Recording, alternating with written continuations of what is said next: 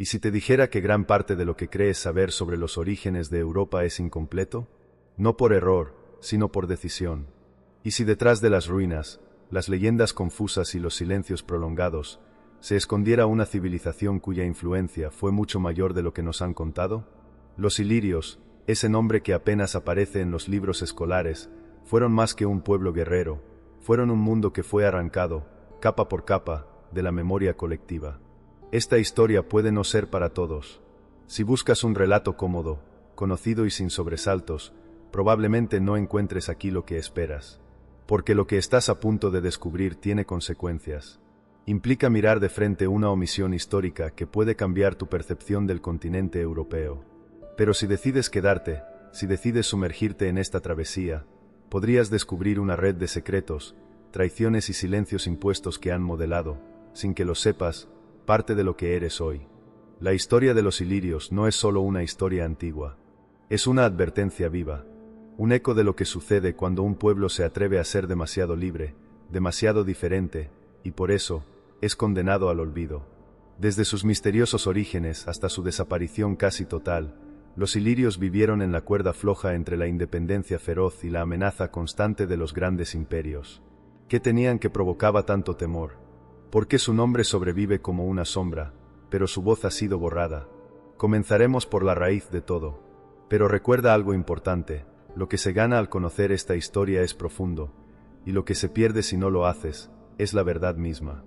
Antes de comenzar, ¿por qué no te suscribes y te unes a nuestra comunidad apasionada por la historia y la cultura? Aquí descubrirás relatos fascinantes, misterios ancestrales y curiosidades que han dado forma al mundo. Mientras lo haces, activa la campana de notificaciones para no perderte ninguna de nuestras increíbles historias. ¿Listo para mirar más allá del velo de la historia oficial? Entonces sigamos.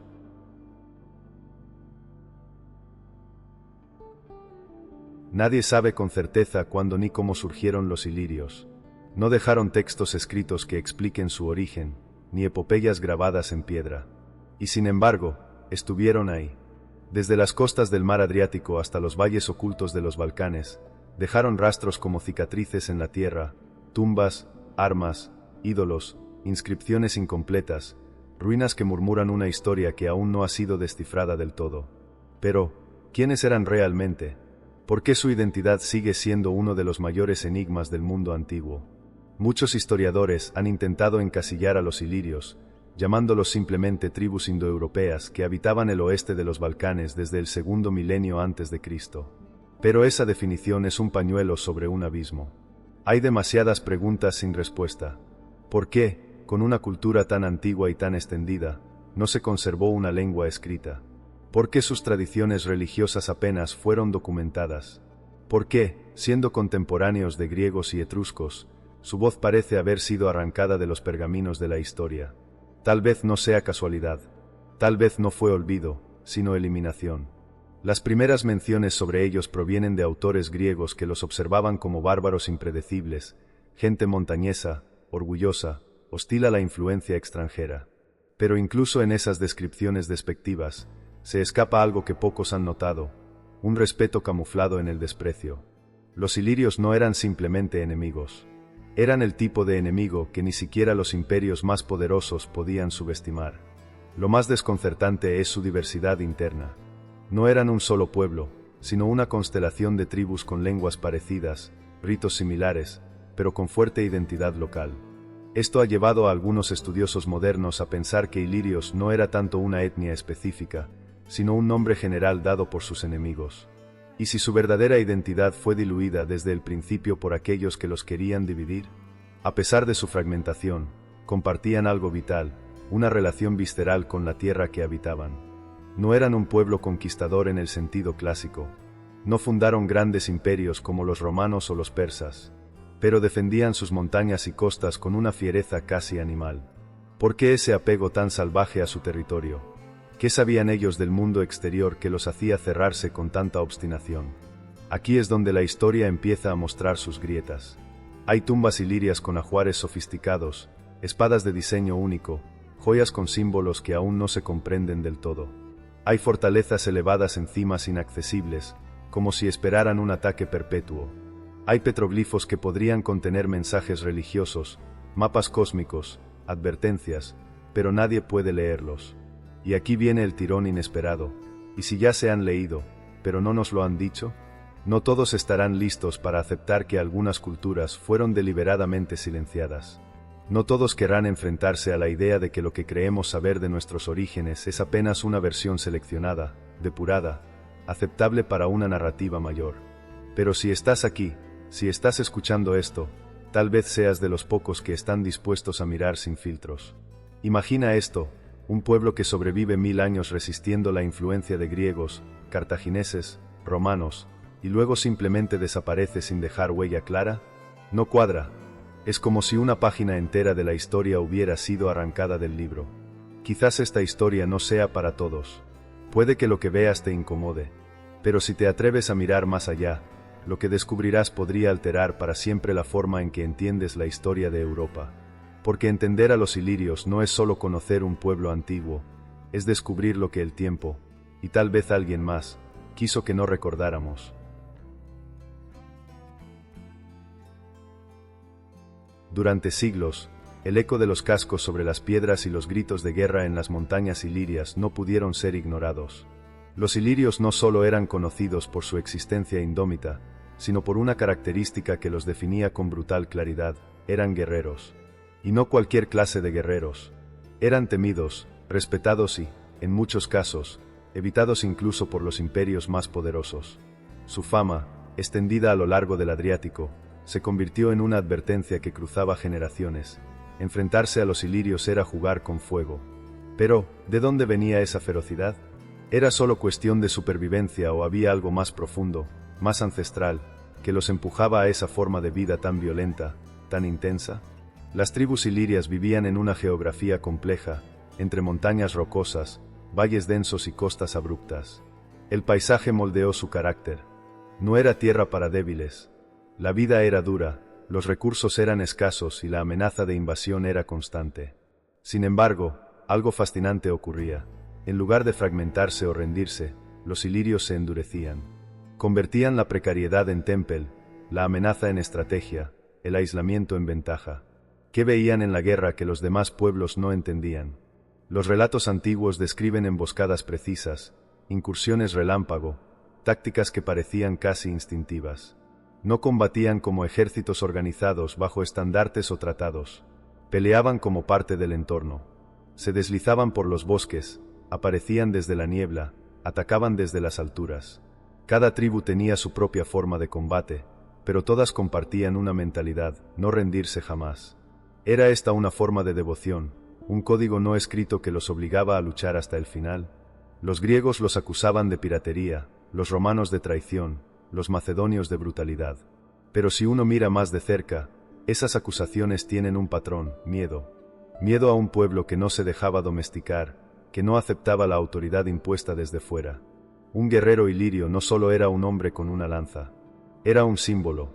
Su armadura no era ornamentada, pero sí funcional.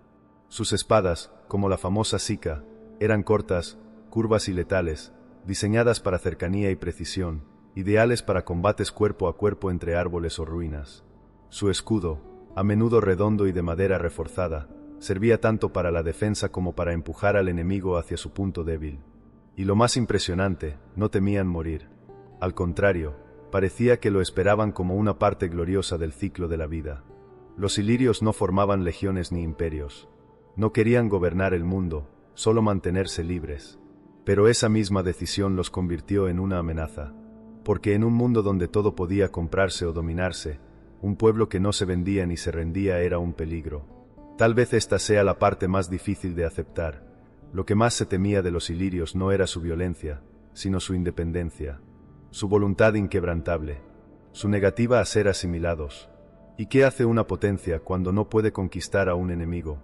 Lo desacredita, lo demoniza, lo convierte en un problema a eliminar. No todos querrán escuchar esto. Algunos preferirán seguir creyendo que los ilirios eran simples salvajes, enemigos del progreso. Pero tú ya estás aquí, ya has abierto la puerta, y lo que hay al otro lado es más revelador de lo que imaginas. Porque en la historia, como en la guerra, no siempre gana el más fuerte. A veces gana el que escribe los libros después. Los ilirios perdieron sus tierras, perdieron su voz, pero jamás perdieron su espíritu de lucha. Esa llama sigue ardiendo en las ruinas, en los nombres de los pueblos, en los genes de quienes aún caminan por los Balcanes sin saber lo que llevan en la sangre. Y si sigues adelante, descubrirás que su mayor tragedia ni siquiera ha sido contada todavía.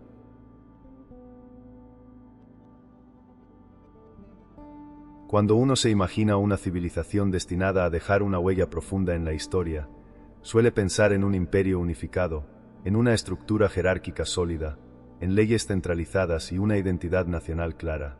Los ilirios no tenían nada de eso. Eran un mosaico de tribus, clanes y reinos fragmentados, desperdigados entre las montañas, valles y costas del oeste balcánico. Y sin embargo, resistieron durante siglos. ¿Cómo es posible que una civilización sin una unidad política sólida pudiera desafiar imperios colosales? ¿Y por qué nunca llegaron a consolidarse en una sola nación poderosa? Las tribus ilirias, como los dálmatas, liburnios, ardíeos o taulantios, compartían elementos culturales, lingüísticos y religiosos, pero cada una defendía su autonomía con uñas y dientes. Había alianzas momentáneas, pactos matrimoniales, incluso federaciones temporales, pero toda unidad era frágil, casi efímera. A simple vista, parecería un defecto, una debilidad estructural. Pero, ¿y si no lo era? ¿Y si esa aparente fragmentación era una forma de inteligencia colectiva? Divide y conquistarás. Roma lo sabía. Lo sabían los griegos, lo sabían los macedonios. Y lo sabían los propios ilirios. La fragmentación les permitía sobrevivir. Cuando una tribu era conquistada, las demás se dispersaban, se escondían o contraatacaban. Como una hidra, cortabas una cabeza, nacían otras dos.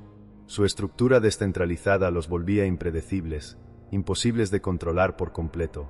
Sin embargo, también hay otra lectura posible, una más inquietante. ¿Y si nunca se les permitió unificarse? ¿Y si el mundo exterior, los imperios en ascenso, comprendieron desde temprano que una Iliria unida sería imparable?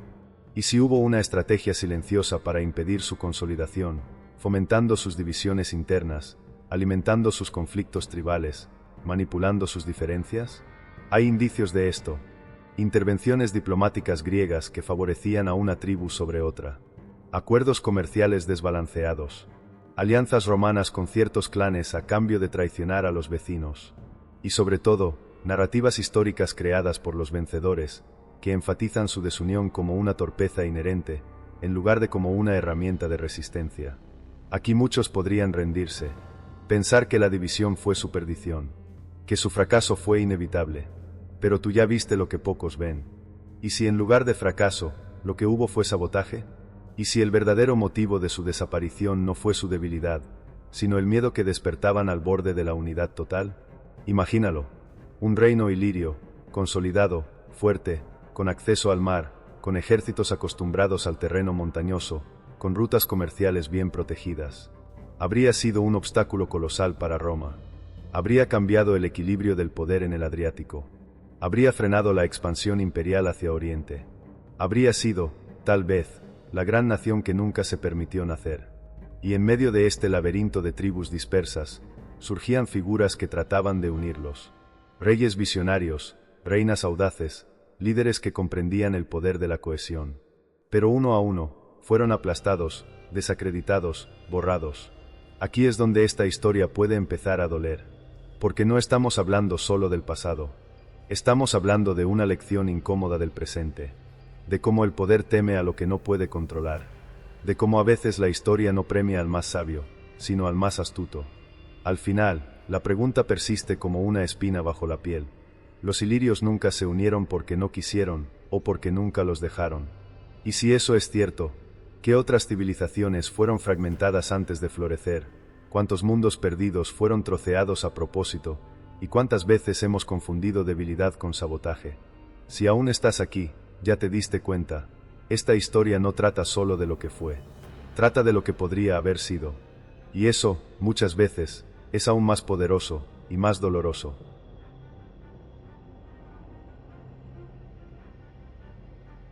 No todas las reinas esperan serlo. Algunas nacen entre tormentas, y otras se forjan entre gritos de guerra. En el mundo antiguo, dominado por hombres y por imperios, hay pocas figuras femeninas que hayan provocado tanto temor y controversia como Teuta, la reina iliria que desafió a Roma, navegó como pirata, y dejó tras de sí una estela de caos, admiración y oscuridad. Su historia ha sido contada y distorsionada, glorificada por unos y vilipendiada por otros. Pero si se mira con atención, lo que se esconde detrás del nombre Teuta no es solo una mujer poderosa, es una advertencia. Teuta fue regente del reino de los Ardieos tras la muerte de su esposo, el rey Agrón, en el año 231 a.C. En teoría, debía gobernar en nombre de su hijastro, aún un niño. En la práctica, se convirtió en la verdadera soberana de una región clave del Adriático, con poder sobre tierras, puertos y rutas comerciales codiciadas por Roma y Grecia. ¿Qué hizo con ese poder? Lo que nadie esperaba, desató la furia del mar. Bajo su mando, los ilirios no solo se defendieron. Atacaron, saquearon barcos griegos, impusieron tributos, dominaron las rutas navales del Adriático con una flota ágil y letal. Los autores antiguos, especialmente los romanos, la acusaron de fomentar la piratería, de respaldar actos de violencia indiscriminada. Pero los hechos revelan algo más complejo. Teuta no solo luchaba por riqueza o poder, luchaba por autonomía, por mantener Iliria fuera del dominio de potencias externas, por una libertad que, en su tiempo, era impensable, sobre todo viniendo de una mujer. Y aquí es donde la historia se vuelve peligrosa, porque cuando una mujer desafía el orden establecido, no solo se convierte en enemiga, se convierte en monstruo. Las crónicas romanas hablan de su arrogancia, de su orgullo irracional, de su incapacidad femenina para gobernar con moderación. Pero, ¿qué hay detrás de esa narrativa? ¿Qué se intenta ocultar cuando se cubre el liderazgo con insultos velados al género? Teuta no pidió permiso, no negoció con la lógica imperial. Respondió con firmeza incluso cuando los embajadores romanos llegaron para reclamar por los ataques ilirios. Según una versión de los hechos, ella respondió que era costumbre entre los ilirios que cada capitán actuara por su cuenta en tiempos de guerra y que el Estado no intervenía en esos asuntos. Un argumento legal, ambiguo y extremadamente astuto. Pero Roma no toleraba ambigüedad cuando se trataba de desafío. Uno de los embajadores fue asesinado al salir. Y la guerra, inevitable, estalló. ¿Fue un error diplomático? ¿O una provocación calculada? Roma no podía dejarlo pasar. Envió una flota, desembarcó tropas, y comenzó una campaña brutal que terminó con la rendición de Teuta y su confinamiento en una pequeña porción de tierra bajo vigilancia directa. Fue el inicio del fin para la independencia iliria, pero su figura quedó en la memoria, como un espectro que navega entre las nieblas del Adriático. Aquí muchos se detendrían, pensarían que es simplemente una historia más de una mujer que perdió. Pero tú ya has llegado demasiado lejos como para aceptar la versión oficial sin cuestionarla. ¿Y si Teuta no perdió? ¿Y si su legado fue más profundo de lo que Roma quiso admitir? Porque lo que hizo fue más que rebelarse. Demostró que una mujer podía gobernar sin pedir perdón, que podía dominar el mar, que podía resistir a imperios. Y eso, en sí mismo, fue una victoria que la historia intentó disfrazar de derrota. Aún hoy, algunos pueblos de los Balcanes mantienen leyendas sobre una reina poderosa, bella y cruel, que gobernaba desde fortalezas en la costa, con ojos como el acero y voz de trueno. No dicen su nombre, pero lo sienten en las olas, en las ruinas, en los vientos que cruzan las montañas. Y si esas leyendas no son exageraciones, sino ecos de una memoria que se negó a morir, quizá Teuta fue la última voz fuerte antes del silencio. Quizá por eso fue castigada con tanta dureza. Y quizá por eso su historia aún incomoda, porque no fue una excepción. Fue un recordatorio de lo que Iliria pudo haber sido si el mundo no hubiese temido tanto a su fuerza.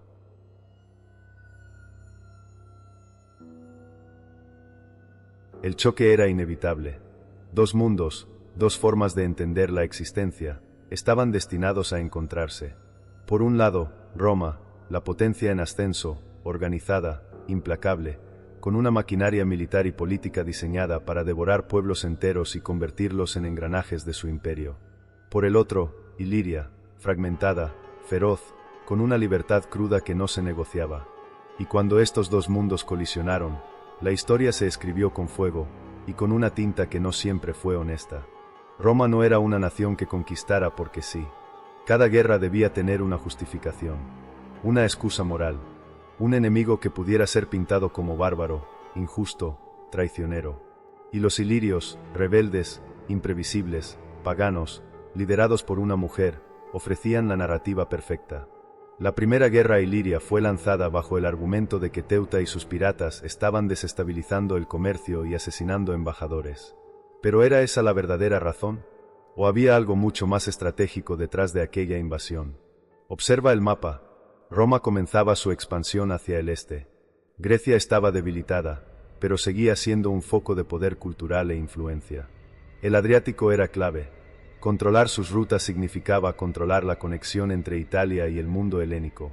Iliria, con sus puertos naturales y tribus costeras, era la barrera incómoda. No era solo una molestia, era un obstáculo geopolítico de primer orden.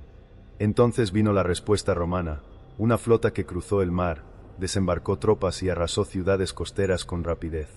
Las fortalezas ilirias, muchas de ellas inexpugnables desde tierra, cayeron una por una cuando el enemigo llegó desde el agua. La maquinaria romana no solo conquistaba, aplastaba, reorganizaba, reescribía.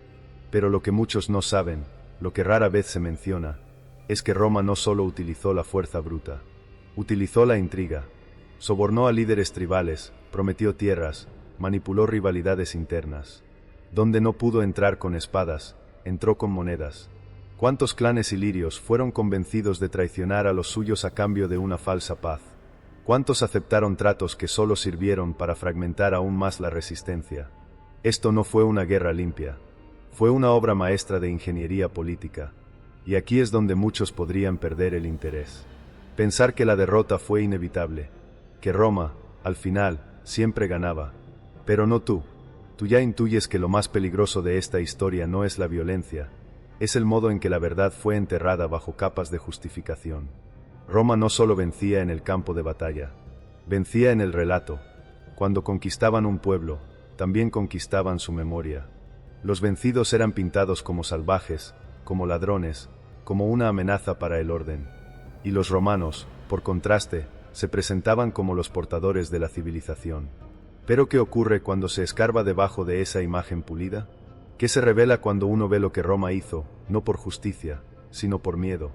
Porque la verdad incómoda es esta: los ilirios no cayeron por ser débiles.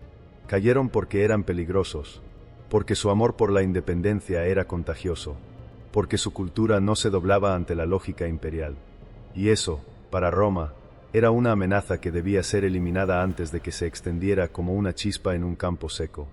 Lo que vino después fue sistemático: desplazamientos de población, reconfiguración de territorios, instalación de colonias, imposición de leyes extranjeras. La identidad iliria comenzó a desdibujarse, no de golpe, sino por desgaste, como una cuerda que se deshilacha lentamente. Pero algo queda, siempre queda, en los nombres de los ríos, en las ruinas que aún no han sido excavadas, en los rituales antiguos que sobreviven disfrazados en las fiestas locales. Roma ganó la guerra, pero no pudo borrar del todo lo que significaba ser ilirio. Y tú, al llegar hasta aquí, ya lo sabes. Has visto más allá de la fachada del conquistador. Has comenzado a sospechar que, tal vez, la historia que aprendimos no fue toda la historia, y que a veces, el verdadero crimen no es perder, sino ser silenciado después de resistir.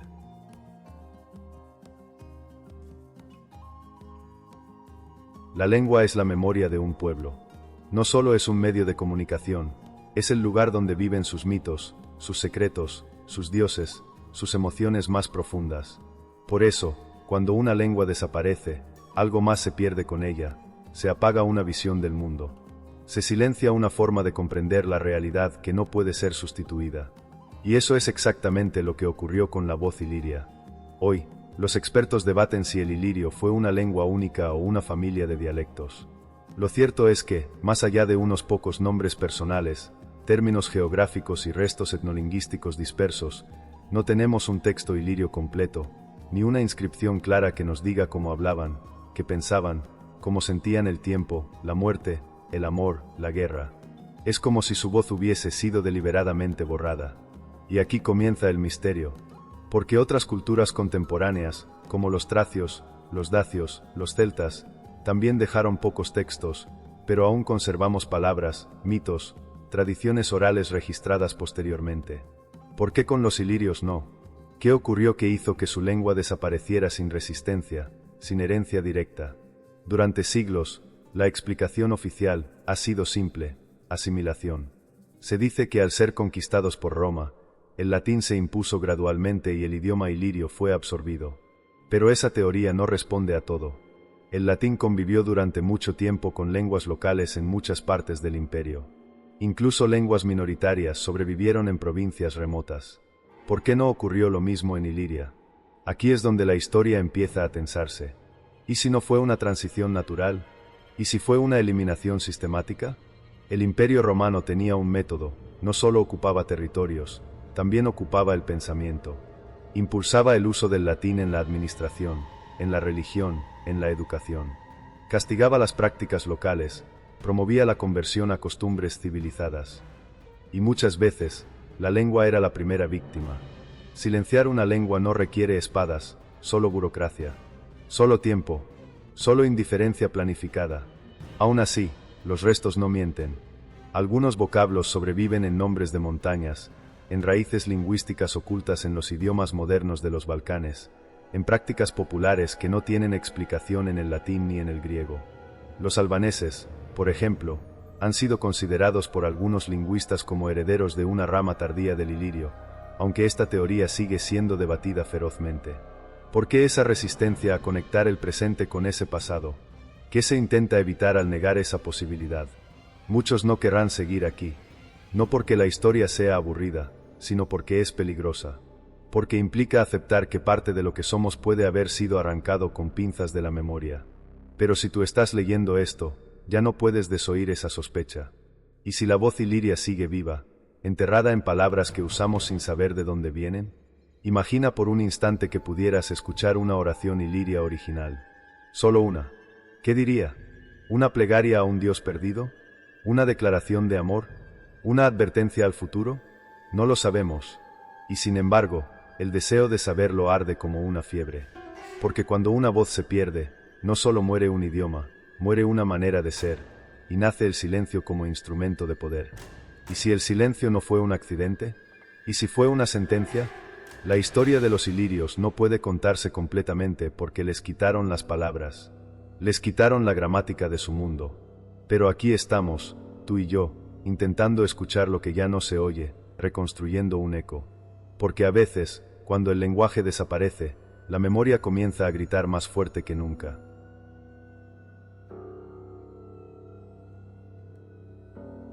La religión es el reflejo más profundo de una civilización. Es el lenguaje con el que un pueblo conversa con el misterio. Los dioses de una cultura no son solo entidades sagradas, son espejos de sus temores, anhelos y valores. Y cuando esos dioses desaparecen sin dejar rastros claros, no solo se pierde una fe, se pierde una identidad entera. Eso fue lo que ocurrió con las creencias de los ilirios. No fueron simplemente olvidadas, fueron enterradas con una precisión que huele más a estrategia que a azar. ¿Quiénes eran los dioses ilirios? ¿Qué ritos practicaban? ¿Qué significaba lo sagrado para ellos? La respuesta, tristemente, es ambigua. Lo que ha sobrevivido son fragmentos oscuros, esquirlas que ni siquiera encajan del todo. Algunos nombres han sido rescatados de inscripciones en piedra, como Medaurus, posiblemente un dios guerrero, o Bindus, relacionado con el agua. Pero no hay mitologías completas, ni templos preservados como los griegos o los romanos. No hay libros sagrados, ni himnos que podamos reconstruir. Y sin embargo, durante siglos, los ilirios vivieron bajo la guía de estos dioses invisibles. ¿Cómo es posible que un sistema de creencias entero desaparezca sin dejar huella clara? La llegada del cristianismo al territorio ilirio fue más que una transformación espiritual, fue una operación de reemplazo. Como en otras partes del imperio, la nueva fe no se impuso solo con palabras, sino también con fuego. Los templos antiguos fueron destruidos o consagrados bajo nuevos nombres. Las festividades paganas fueron absorbidas por el calendario cristiano. Las divinidades locales fueron convertidas en demonios o en santos difusos. El truco no fue borrar, fue camuflar. Y eso lo hace aún más difícil de detectar. Pero el rastro está ahí, escondido en lo cotidiano.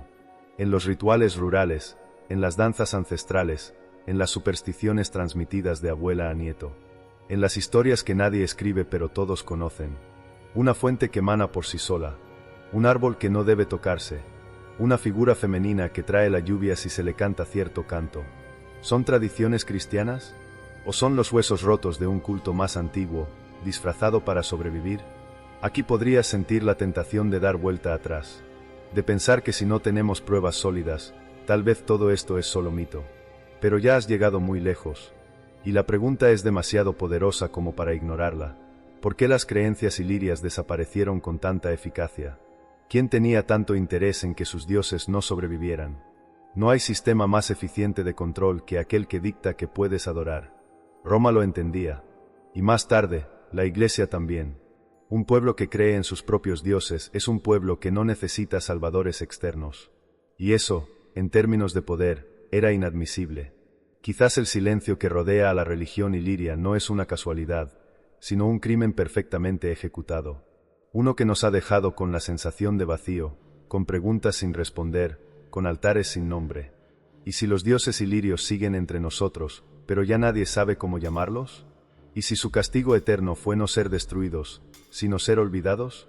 Lo sagrado, cuando es eliminado a la fuerza, no muere. Se esconde, se transforma, se arrastra por las grietas del tiempo hasta que alguien, como tú ahora, se atreve a buscarlo.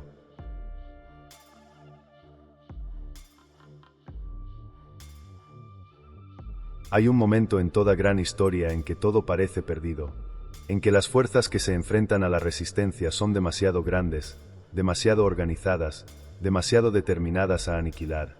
Es en ese punto donde muchos pueblos caen, se disuelven en la historia, aceptan el destino impuesto. Pero los ilirios no eran como los demás. Cuando el peso del imperio cayó sobre ellos con toda su fuerza, cuando los dioses fueron borrados y su lengua silenciada, todavía quedó un último grito. Un susurro convertido en rugido. La última tribu que no se rindió. No sabemos con certeza su nombre, aunque algunas fuentes apuntan a los dálmatas del interior, o a los desafiantes pirustas del este. Lo cierto es que esta última resistencia no ocurrió de forma espectacular. No fue una gran batalla con miles de hombres y estandartes flameando. Fue algo más oscuro, más íntimo, más desesperado. Se refugiaron en las montañas, donde Roma no podía construir caminos ni levantar ciudades. Vivieron entre riscos y cuevas, como sombras. Sus casas eran invisibles desde lejos, sus señales, codificadas. Y cuando llegaban las patrullas romanas, desaparecían en la niebla como fantasmas. No combatían por gloria, ni por victoria. Peleaban para seguir existiendo un día más.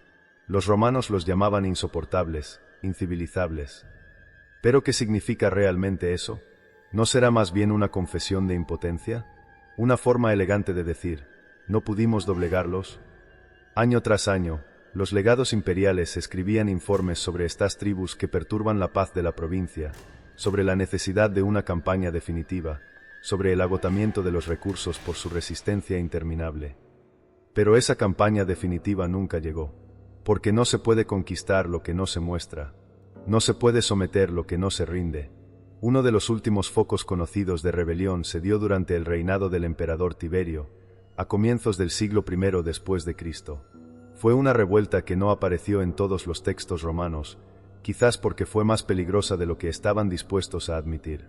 En lo profundo del interior balcánico, miles de ilirios se alzaron contra la ocupación. Fueron organizados, astutos, brutales, y aunque al final fueron vencidos por el número y la persistencia de Roma, la revuelta dejó una huella tan profunda que, según algunas crónicas, la región entera fue considerada no segura durante años. ¿Y si esta resistencia final no fue un simple acto de desesperación, sino un mensaje cifrado al futuro? Una advertencia silenciosa que dice, no todos se rinden, no todo puede ser domesticado, no todo se olvida.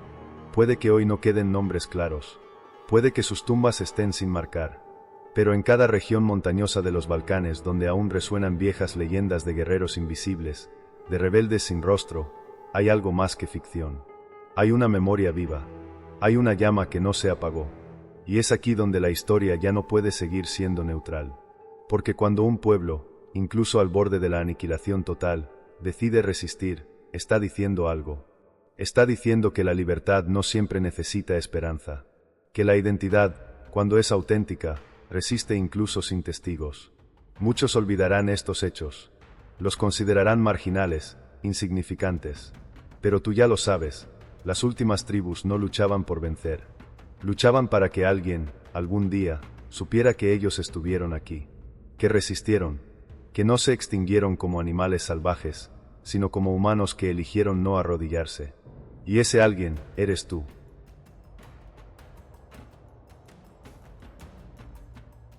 La historia oficial decretó su final. Los textos antiguos firmaron su desaparición. Los mapas borraron su nombre. Y sin embargo, en los Balcanes, hay lugares donde uno puede sentir que algo persiste. No es visible a simple vista. No está en los libros. Está en el aire. En los rostros. En las costumbres. En las palabras que no encajan del todo con el latín, ni con el griego, ni con las lenguas eslavas. ¿Y si los ilirios nunca desaparecieron por completo? ¿Y si siguen aquí, entre nosotros, sin saberlo siquiera? La arqueología ha comenzado a revelar fragmentos inquietantes. Enterramientos recientes que muestran continuidad en los rituales. Vasijas con diseños que, sorprendentemente, se parecen a los utilizados aún hoy por comunidades rurales. Montículos funerarios reutilizados durante siglos, como si las generaciones posteriores no quisieran, o no pudieran, romper con un legado más antiguo de lo que se atreven a reconocer. ¿Y si esa línea no fue cortada, sino simplemente disfrazada? La genética moderna también ha abierto puertas que antes estaban selladas. Análisis de ADN mitocondrial en algunas regiones montañosas de Bosnia, Croacia, Montenegro y Albania revelan una persistencia de marcadores genéticos que no se alinean del todo con las migraciones posteriores. Son rastros mudos, pero persistentes. Una señal grabada en la sangre que dice, aquí hubo algo que no murió. Los idiomas actuales de la región también conservan partículas que los lingüistas no han logrado clasificar con certeza. Palabras sueltas, estructuras gramaticales, términos agrícolas, religiosos o sociales que no parecen tener una raíz clara, a menos que, quizás, provengan de una lengua perdida. Es posible que el ilirio aún respire en estas frases, disfrazado, deformado, pero vivo en esencia. Y luego están las tradiciones. Las que sobreviven a pesar de la religión, de las conquistas, de los sistemas educativos. Las fiestas del solsticio que no encajan con el calendario cristiano. Los ritos de paso que incluyen símbolos desconocidos. Las canciones que se cantan en dialectos que nadie fuera del pueblo entiende. Las creencias en espíritus del bosque, en entidades acuáticas, en almas que residen en las montañas. ¿Supersticiones modernas? ¿O ecos de una cosmovisión ancestral que se negó a morir? Es aquí donde muchos historiadores se detienen, donde dicen, no hay pruebas concluyentes. Pero tú, que ya cruzaste este umbral, sabes que las huellas más profundas no siempre están en el papel, están en la carne, en los silencios, en las cosas que simplemente no desaparecen. ¿Y si el mayor error fue pensar que una civilización necesita un nombre para seguir existiendo? Tal vez los ilirios no se desvanecieron, tal vez simplemente dejaron de llamarse así. Tal vez cambiaron de rostro para sobrevivir, como los ríos subterráneos que cruzan la roca sin ser vistos, pero siempre en movimiento. El verdadero legado ilirio, entonces, no está solo en ruinas ni en museos. Está en los pueblos escondidos entre montañas, en los cuentos contados al calor del fuego, en el modo de mirar el mundo con desconfianza hacia todo lo que venga de lejos, en ese instinto de preservar lo propio, incluso si ya nadie recuerda por qué. Y si estás leyendo esto, si estás entendiendo lo que significa, es porque quizás tú también llevas algo de ellos. No en la sangre, necesariamente, sino en la forma en que te resistes a aceptar la historia tal como te la entregaron. En tu impulso por buscar, por dudar, por mirar entre líneas. La historia dice que los ilirios ya no existen, pero el territorio que habitaron sigue hablando en voz baja, y tú estás empezando a escucharlo.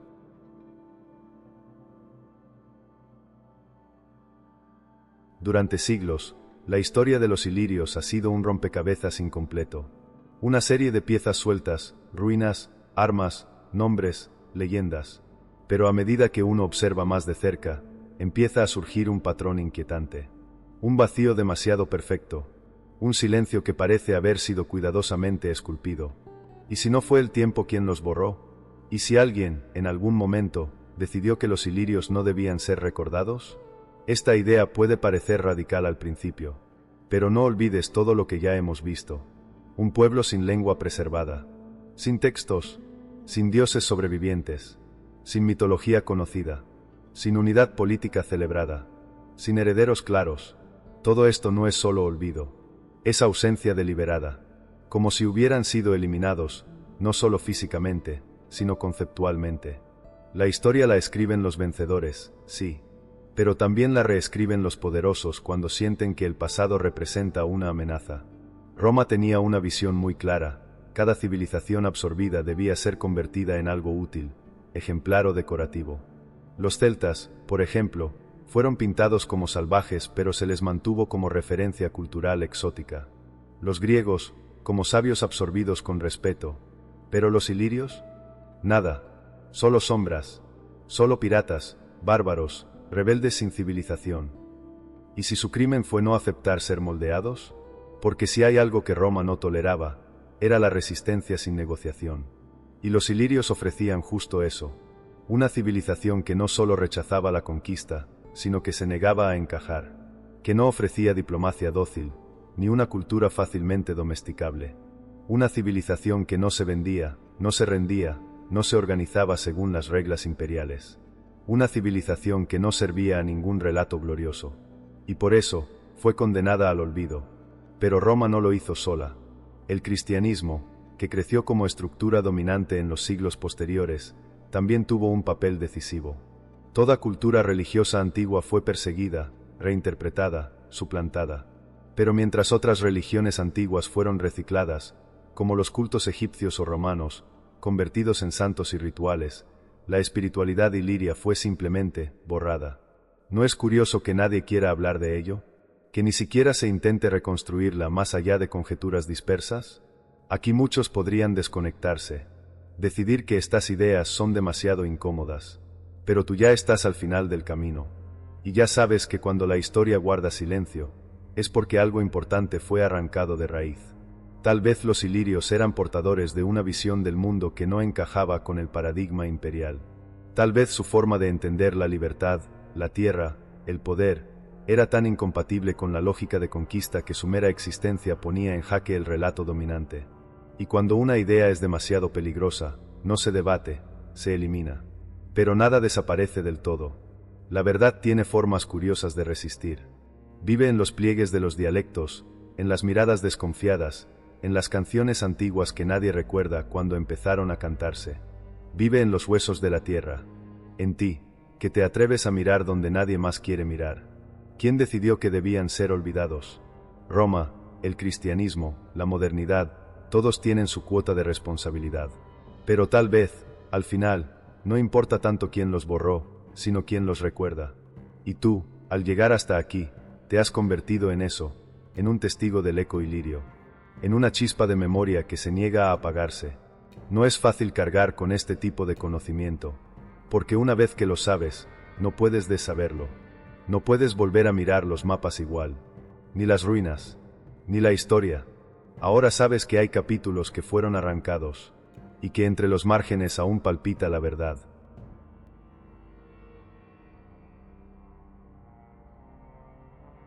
Durante este viaje, hemos atravesado ruinas, mapas rotos, sombras densas y ecos antiguos. Hemos seguido los pasos de un pueblo que, según los libros de historia, ya no existe. Y sin embargo, capítulo a capítulo, piedra tras piedra, tú y yo hemos sentido algo más profundo. Los ilirios no se han ido. No del todo. No del todo mientras exista alguien que los recuerde, que los busque, que no acepte el silencio como respuesta. Y es aquí donde todo cobra sentido. Porque la historia no es solo lo que fue. Es también lo que se nos permitió saber. Lo que se seleccionó para que recordáramos. Lo que se impuso como verdad. Lo que fue cuidadosamente editado para encajar en una narrativa útil. Y la historia de los ilirios no encajaba. Era incómoda, disruptiva, incontrolable. Representaba un tipo de libertad que no podía coexistir con los sistemas de poder que nacieron después. Y por eso, fue suprimida. Pero como ya sabes, lo que se suprime no siempre muere. A veces se transforma. A veces sobrevive en otras formas, en otros nombres, en símbolos, en gestos, en rebeldías pequeñas que no salen en los libros pero que atraviesan generaciones. A veces, Sobreviven personas que sienten que algo falta en lo que se les ha contado. Personas como tú. Te dijeron que los ilirios eran bárbaros sin cultura. Ahora sabes que fueron guardianes de una identidad fuerte, profunda y decididamente libre. Te dijeron que fueron un obstáculo para el progreso. Ahora sabes que fueron una amenaza para el control. Te dijeron que desaparecieron. Ahora sabes que tal vez fueron borrados, pero no vencidos. Y tú, al llegar hasta este punto, al haber recorrido toda esta historia no contada, te has convertido en una parte de esa resistencia. No con armas, sino con memoria. No con escudos, sino con preguntas. Y eso es lo que hace verdaderamente peligrosa a una verdad enterrada, que alguien la desentierre y la mire a los ojos sin miedo. Quizás no podamos devolverles su lengua, ni reconstruir sus templos, ni cantar sus himnos, pero podemos hacer lo que más temían quienes los quisieron borrar: recordarlos, nombrarlos, darles un lugar en el relato del mundo. Así que, si alguna vez vuelves a caminar por los Balcanes, y sientes que algo antiguo te observa desde las montañas, o escuchas una historia que no tiene origen claro, o ves una palabra que nadie puede traducir, detente un segundo. Respira. Escucha. Podrían ser ellos. Gracias por acompañarme en este viaje. Si este relato te despertó algo, compártelo. Háblalo. Haz que otros también se pregunten: ¿quién decide qué pueblos merecen ser recordados y cuáles deben desaparecer? Porque solo haciendo esas preguntas es que la historia comienza a sanar.